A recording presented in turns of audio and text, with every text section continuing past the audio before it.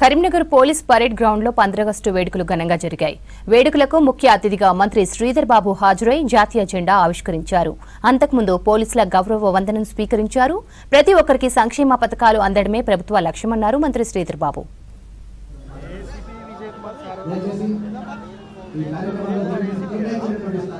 రాష్ట్ర ప్రభుత్వం సరికొత్త ప్రణాళికలను రూపొందిస్తోంది.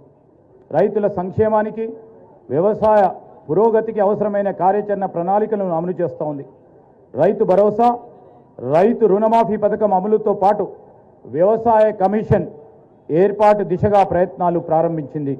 దేశంలో ఎన్నడూ జరగని రీతిలో ఇచ్చిన హామీ మేరకు 2 లక్షల రూపాయల వరకు రైతుల రుణమాఫీ చేసి రాష్ట్ర ప్రభుత్వం చరిత్ర సృష్టించింది.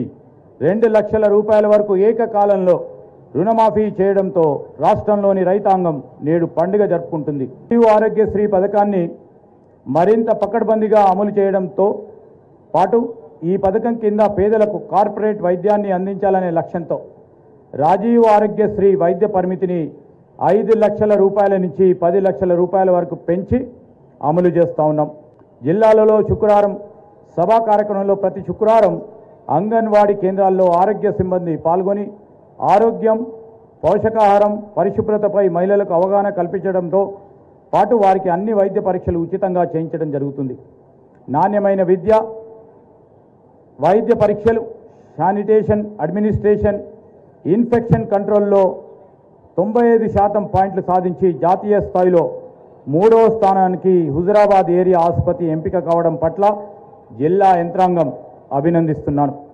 నిరుపేదలు ప్రతి ఒక్కరికి సొంత ఇంటి కల నిజం చేయాలని రాష్ట్ర ప్రభుత్వం భావిస్తూ ఉంది.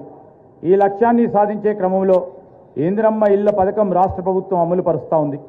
ఈ పథకం కింద ఒక సంవత్సరంలోనే 4,50,000 గృహాలు నిర్మించ తలబెట్టాం.